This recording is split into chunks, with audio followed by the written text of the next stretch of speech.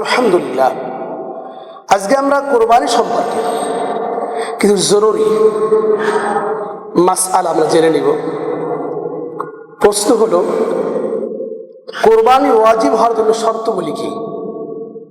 কার উপরে কোরবানি ওয়াজিব? দেখেন, কোরবানি ওয়াজিব হওয়ার জন্য 1 নম্বর শর্ত হলো মুসলমান হওয়া, 2 নম্বর হলো স্বাধীন হওয়া, 3 নম্বর হলো প্রাপ্তবয়স্ক হওয়া, বালেগ হওয়া, 4 নম্বর হলো মুকিম হওয়া, 5 নম্বর হলো নিসাবের মালিক হওয়া, অর্থাৎ তার কাছে 7.5 ভরি স্বর্ণ, 52.5 ভরি রূপা এর মালিক হওয়া, এই পরিমাণ সম্পদের মালিক হওয়া। এক কথাই হলো, যাকাত যার উপরে ফরজ, কুরবানি তার উপরে ওয়াজিব।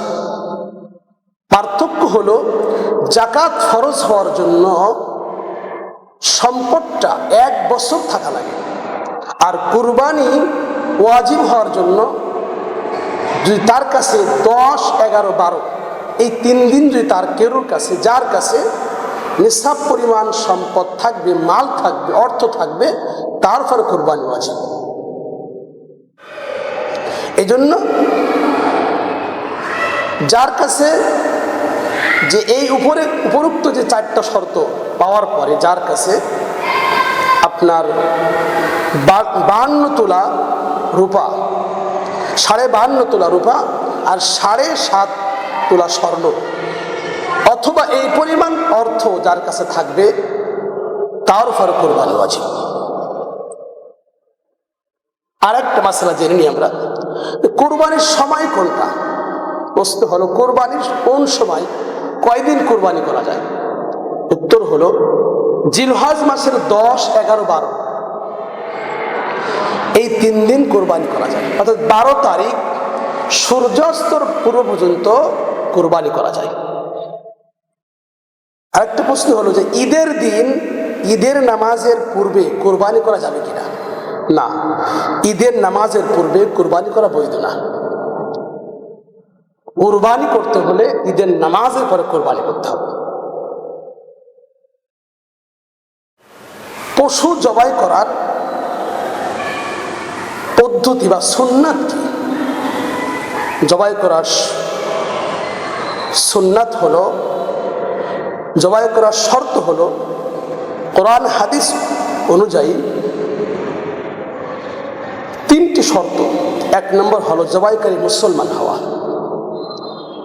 2 নম্বর হলো জবাইয়ের সময় আল্লাহর নাম নেওয়া, বিসমিল্লাহ আল্লাহু আকবার বলা, 3 নম্বর হলো পশু 3টে রগ আছে, কণ্ঠনালী, শ্বাসনালী এবং রক্তনালী, এটা কেটে দেওয়া। এটা হলো সুন্নাহ এবং পরিপূর্ণ নিয়ম।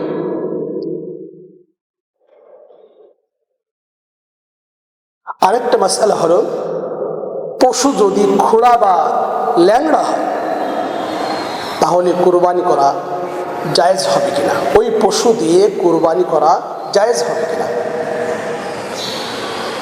পশু যদি 3 পা ভালো আছে কিন্তু 1 পা এমন যে পা দ্বারা সে চলতে পারে না, হাঁটতে পারে না, যদি 1 পা এমন হয় যে পশু 1 পা জমে রাখতেই পারে না, যদি এমন হয় তাহলে ওই পশু দ্বারা কোরবানি করা জায়েজ হবে না। আরেকটা মাসআলা হলো যে, পশু যেটা নর না নারীও না, হিজড়া পশু, এ দ্বারা কোরবানি করা যাবে কিনা? পশু যদি ডাক্তার অথবা বিচক্ষণ ব্যক্তিরা বলে যে এই পশুটা পুরুষও না নারীও না, তাহলে এই পশুদের কোরবানি করা জায়েজ হবে না। পশু যদি এমন হয় যে তার শিং ভেঙে গেছে, ভাঙ্গা শিংওয়ালা পশু দ্বারা কোরবানি করা জায়েজ হবে কিনা? সমান উপস্থিতি, ভাঙ্গা যেই পশুর শিং ভেঙে গেছে কিন্তু ভাঙ্গা শিংটা মাথার মস্তিষ্কের ভিতরে আঘাত করে নাই, বরং উপরে ভাঙছে, তার ক্ষতি হয় নাই, তাহলে কোরবানি করা জায়েজ হবে। তবে যদি পশুর মস্তিষ্কের ক্ষতিগ্রস্ত হয়, শিং ভাঙ্গার দ্বারা যদি মস্তিষ্কের ভিতরে ক্ষতিগ্রস্ত হয়, তাহলে ওই পশু দ্বারা কোরবানি করা জায়েজ হবে না। আরেকটা মাসআলা হলো যে পশুর দাঁত নাই, দাঁত পড়ে গেছে বা দুর্বল হয়ে গেছে, এই পশু দ্বারা কোরবানি জায়েজ হবে কিনা। যে পশুর একটি দাঁতও নাই, অর্থাৎ পশু যে চাবাই খেতে পারে না, একটা দাঁতও তার নাই, সব দাঁত পড়ে গেছে বা নষ্ট হয়ে গেছে, তো এমন পশু দ্বারা কোরবানি জায়েজ হবে না।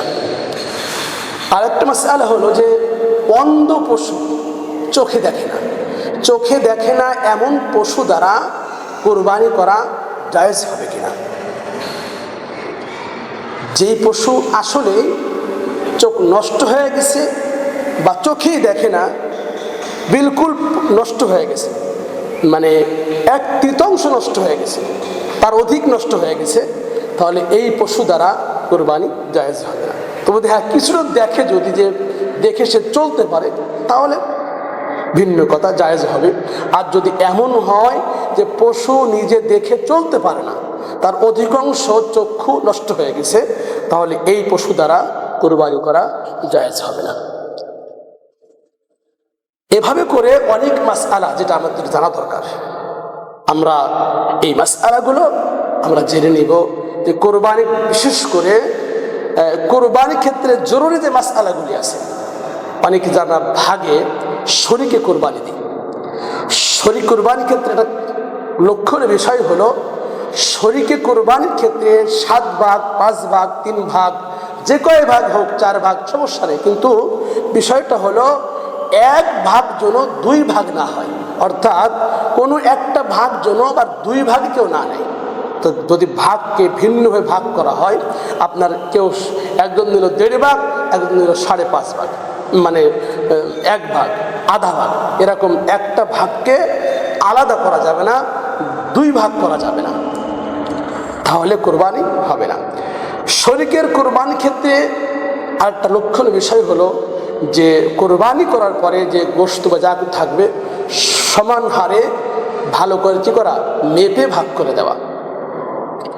আরেকটা গুরুত্বপূর্ণ বিষয় মাসআলা হলো যে অনেক ক্ষেত্রে আমরা যখন কোরবানি করি, তো এই কোরবানি জবেহ করা বা যারা গোশত কোটে, এদেরকে আমরা মুজরি হিসেবে কোরবানি গোশত দিয়ে দিই। আসলে এটা ঠিক হবে না, বরং কোরবানি আপনার জন্য কোরবানি হবে না, তাদের দেওয়ার জন্য তাদের সাথে আলাদা করে চুক্তি করে নেওয়া। এদেরকে আপনি গোশত দিবেন হাদিয়া স্বরূপ, কিন্তু তারা যে মেহনত করছে, কষ্ট করছে, এর জন্য আপনি মজুরি হিসেবে যে আপনি কি দেন, কোরবানি গোশত দেন, তাহলে আপনার কোরবানি হবে না। এত কষ্ট করে আপনি পশু কোরবানি দিলেন, সামান্য একটু ত্যাগের জন্য আপনার কোরবানিটা নষ্ট হয়ে গেল।